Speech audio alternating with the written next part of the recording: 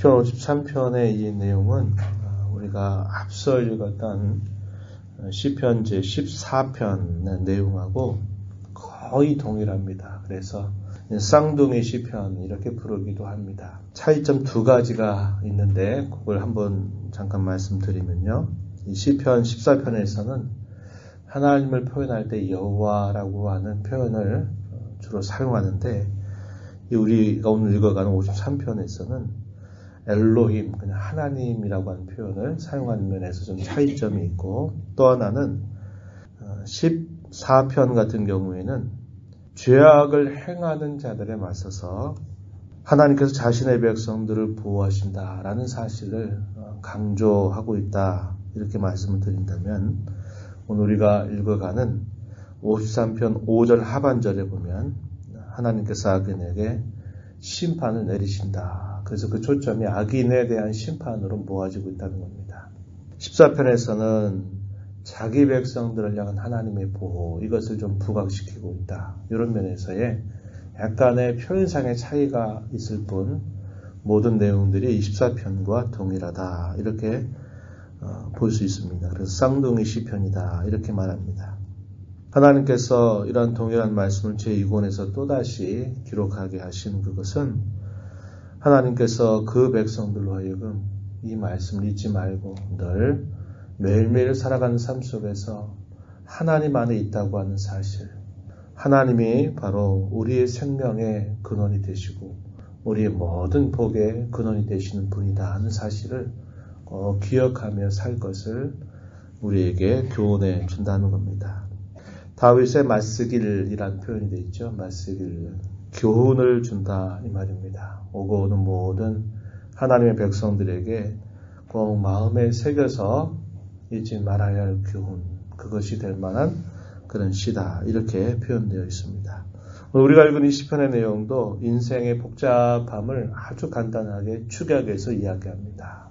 하나님을 모시고 살아가는 사람과 하나님을 떠나 살아가는 사람, 하나님 모시고 살아가는 사람을 의인이라 부른다면 하나님을 떠나 살아가는 사람은 악인이라 부릅니다. 그래서 의인과 악인의 길, 하나님 안에 있는 자, 하나님 바깥에 있는 자, 이렇게 인생을 두 가지로 나눕니다.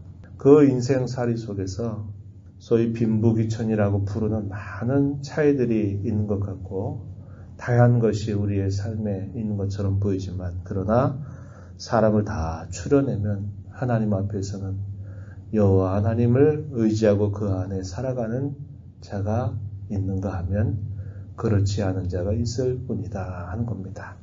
우리가 인생을 살아가면서 남이 갖지 못한 것을 갖게 되면 우리는 대단히 자신을 높게 평가하는데 아주 마음을 두고 그걸 좋아합니다. 또 그것이 없는 사람은 그것이 없다 해서 때로는 스스로 움츠려들고 또 스스로 낙담하게 되는 경우도 많습니다. 돈이 모자라고 지혜가 부족하고 사회적인 지위가 높지 않다라고 생각할 때는 스스로 이렇게 나는 가진 게 없다, 난 참 불행하다, 이런 생각을 하고 살지 모릅니다.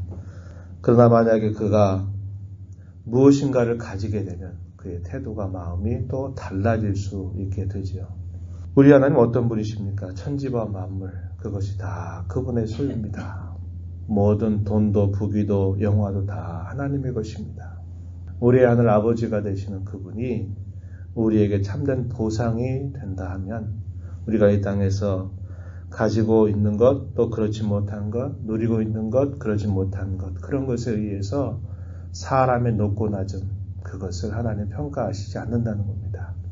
그가 하나님을 진정으로 그의 심령 속에 모시고 살아가는가, 그렇지 않은가, 또 말은 하나님 모시고 살아간다고 하면서 실제적인 삶은 하나님 모시지 않는 사람처럼 살아가고 있는가, 이런 것을 하나님은 눈여겨보신다고 이야기합니다. 하나님은 인생을 살피신다, 이렇게 이야기하십니다. 우리가 읽은 말씀 중에 2절 한번 보십시오.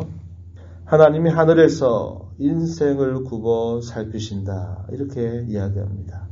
하늘에서 인생을 굽어 살핀다, 이런 표현은 하나님이 얼마나 위엄이 있으시고 얼마나 그분이 존귀하신 분인가, 그러나 인생은 그와 반하여서 얼마나 초라한 그러한 존재인가 하는 것을 부각시켜 주는 겁니다. 우리가 기억하는 말씀 중에 그런 말씀이 있죠. 하나님은 하늘에 계시고 너는 땅에 있다. 이런 표현을 사용합니다. 이건 그저 물리적으로 하나님이 하늘에 계시고 우리가 땅에 있다. 그걸 말하는 것이 아니라 하나님의 존엄과 그의 위엄, 반하여서 그 앞에서 참으로 초라한 인생의 모습을 아주 극적으로 대조하는 그런 표현을 사용하고 있는 것입니다. 하나님은 모든 것에 모든 것이 되시는 분이시고 모든 것을 가지고 계시면 주관하시는 그 분이십니다. 그분이 그러한 지극히 높으신 분으로서 이 땅에 살아가는 인생들을 살펴보신다. 무엇을 보신다고 이야기합니까? 하나님을 찾는 자가 있는가 보신다 이야기합니다. 그의 마음속에 참으로 하나님을 아는 거룩한 지식을 가지고 살아가는가? 하나님을 언제나 찾고 의지하는가? 그렇지 아니한가를 보신다는 겁니다. 그것을 하나님은 귀하게 보신다는 것을 이야기하고 그것을 볼 때 하나님을 찾지 않는 자, 지각이 없는 자, 무지한 자, 어리석은 자, 악인이라 이렇게 말합니다. 하나님을 찾지 않는 자 역시 악인이다 이렇게 이야기합니다. 악인들의 특징에 대해서 1절에 가서 보면 이렇게 말하죠. 어리석은 자는 그 마음에 하나님이 없다라고 말한다 이렇게 이야기합니다. 하나님이 없다. 하나님이 없다고 믿는 겁니다.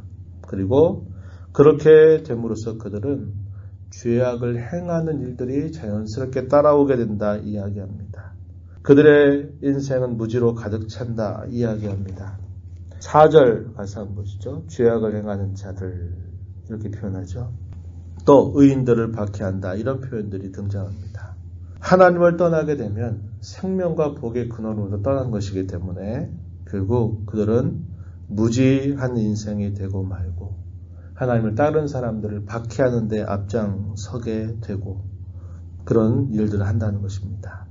하나님을 찾지도 않고 지각도 없고 하나님의 이름을 부르지도 않는 그러한 삶을 살아가게 되는 거죠. 그럴 때 그 모든 것들을 결정하는 중요한 기준점이 뭐냐? 하나님을 그의 심령에 모시느냐 모시지 않느냐에 따라서 그 결과가 마치 꾸러미처럼 따라오는 겁니다. 그래서 하나님을 모시지 않는 자들은 무지한 자, 지각이 없는 자, 하나님을 찾지 않는 자, 부르지 않는 자, 더 나아가서 하나님을 섬기는 자들을 박해하고 온갖 악을 행하는 길에 빠지게 된다는 겁니다.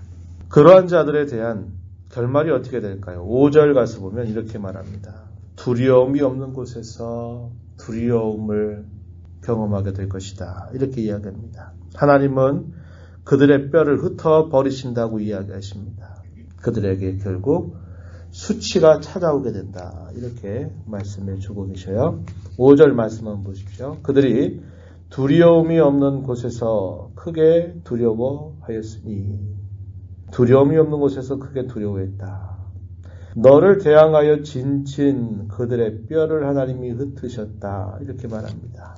상황이 순식간에 역전되는 일들을 경험하게 된다 하는 것도 우리에게 보여줍니다. 두려움이 없는 곳, 오히려 하나님을 모시고 살아가는 사람들이 두려움을 느껴야 되는 그 상황 속에 있는데 갑작스럽게 두려움이 없는 곳에서 그들은 두려움을 경험하게 되고 너를 대항해서 진친 그들이 치려고 공격을 하고 있고 공격의 위험을 바로 촉각을 다투며 당하고 있는 하나님의 백성들에게는 하나님께서 그 상황을 역전시켜 주신다 이야기하시는 겁니다. 그들의 뼈를 하나님이 흩어 버리셨다 이렇게 말하죠. 히스기야 치세의 사내립이 예루살렘을 둘러 감쌌을 때 히스기야는 아무것도 할 일이 없었습니다. 또 할 수 있는 일이 없었어요. 18만 5천이나 되는 그 많은 군사들이 완전히 에워싸서 아수르를 삼켰던 그 기세를 몰아붙여서 이제 유다도 코앞에 이제 자신들이 삼켰다 생각하는 상황이 펼쳐졌어요. 어떻게 합니까? 히스기야가 하나님 앞에 기도합니다. 하나님 외에 어떠한 도움도 기대할 수 없는 상황이 되어버렸어요. 일촉즉발의 그 위기 앞에 있을 때 하룻밤 사이 하나님 어떤 일을 하십니까? 그 18만 5천이나 되는 군사들을 하룻밤에 다 하나님이 멸하시고 자기 백성들을 하나님 지키시는 역사를 베풀어 주셔요. 마치 그런 비슷한 상황입니다. 악인들이 기세를 몰아가지고 전혀 두려움을 그들이 느끼는 게 아니라 이제 자신들이 다 모든 걸 이루었다, 승리했다라고 할 만한 그런 상황에서 오히려 그들이 두려움을 느끼게 되고 오히려 하나님의 백성들이 당했던 그 위험 속에서 하나님은 그 진치고 있는 그들을 다 흩어버리시는 역사를 이루어 주셨다는 겁니다. 수치를 당하게 만들어 버리신다는 거죠. 악인의 결말은 이와 같을 것이다 라고 분명히 이야기해 주셔요. 그러나 위기에 처해져 있는 하나님의 백성들, 하나님을 찾고 바라는 그 백성들에게는 하나님 어떻게 하신다고 말씀합니까? 마지막 절에 보세요. 시온에서 이스라엘을 구원하여 줄 자 누구인가? 하나님이 자기 백성의 포로된 것을 돌이키실 때 야곱이 즐거워하며 이스라엘이 기뻐할 것이다. 이렇게 말합니다. 하나님을 찾는 자, 그 안에서 살아가는 자, 그분을 의지하는 자, 그분이 누구이신가를 아는 자, 그러한 자에게는 하나님께서 위경 가운데서 언제나 구원의 손길로 함께해 주신다 하는 것을 우리에게 가르쳐 주고 있습니다. 우리가 하나님을 모른다 말하지 않을 것입니다. 그러나 우리가 하나님을 안다고 말하면서 하나님을 모르는 자와 같이 살 수는 있습니다. 그리고 그렇게 살아가기는 너무나 쉽습니다. 그래서 우리의 앞선 신앙의 선배들은 이 부분을 우리가 늘 조심해야 된다 이야기합니다. 아예 하나님을 모른다고 없다고 말하는 사람들은 원래 그런 사람이니까 그렇다 치는데 하나님의 백성들이 하나님의 사랑하심을 입은 그의 자녀들이 하나님을 아는 것 같고 하나님이 계신다라고 말은 하면서 정작 그들이 살아가는 삶 속에서 하나님이 안 계신 것처럼 말하고 하나님이 안 계신 것처럼 살아가는 그런 일들을 조심해야 된다고 이야기합니다. 이걸 두고 뭐라고 불렀냐면 실천적 무신론 이렇게 말했습니다. 하나님이 없다고 말하는 사람은 무신론자라고 말하죠. 그런데 하나님이 있다고 말하는데 막상 있다고 말하면서 그가 말하고 살아가는 걸 보니까 하나님 없는 자처럼 그렇게 말하고 살아가거든요. 그래서 실제적으로는 무신론자와 똑같은 삶을 살아간다는 겁니다. 여러분 오늘 우리가 이 하루를 또 주께로부터 받아서 살면서 우리가 머릿속으로 하나님은 살아계십니다. 하나님은 구원이십니다. 하나님 우리에게 참된 복의 근원이 되십니다. 하나님이 우리에게 참으로 생명을 주시는 분입니다. 이렇게 말하면서 우리가 가는 걸음이 하나님을 모른 자와 같이 그와 동일한 말과 행실을 가지고 살아간다면 우리 하나님의 마음은 더 아프실 것입니다. 이 하루를 우리의 삶의 흩어진 자리에 살아가면서 일터에서 사람들과의 만남 속에서 그렇습니다. 하나님이 오늘도 저와 함께 하십니다. 하나님이 내 모든 것 가운데 늘 근원이 되어 주십니다. 라는 것을 의식하면서 말하고 힘써 살아가는 복된 하루의 삶이 되어서 주님이 보실 때 그래 내가 이 하루도 나를 찾고 의지하며 바라보며 살고 있구나 하는 그런 주님의 칭찬이 이 하루의 삶을 살아가는 저와 여러분 모두에게 함께하기를 진심으로 바랍니다. 하나님 아버지 감사합니다. 이 새벽 시간 또 저희들에게 귀한 하루를 허락하여 주셔서 주님의 인자하심을 맛보게 하시며 또 주님이 저희들에게 주시는 말씀을 통해서 오늘도 말씀 받은 자로 어떻게 살아갈지를 교훈하여 주셔서 감사드립니다.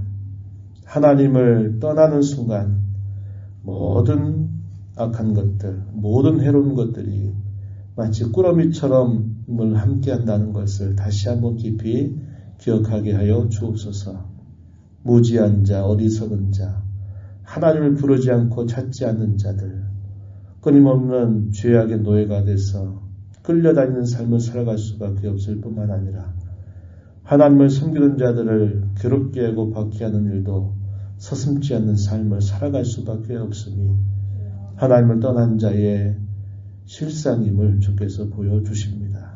그러나 하나님을 찾고 바라고 의지하며 하나님의 이름을 부르는 자들에게는 어떠한 상황들 속에서 또 위기의 상황들 속에서도 언제나 하나님은 구원의 손길로 함께 하시는 분이심을 일깨워 주셨사오니 이 하루 하나님을 모시고 살아가는 자와 합당하게 말도 하고 힘써 살아가는 복된 하루가 되어서 하나님을 높이며 하나님께 찬송을 드리며 하나님 기쁘시게 해드리는 삶, 그 안에서 주님이 주시는 기쁨과 즐거움과 행복을 누려 살아가도록 저희들을 인도하여 주옵소서.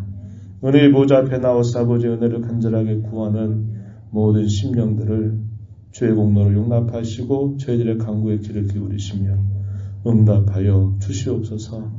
예수님 이름으로 간절히 기도하옵나이다. 아멘.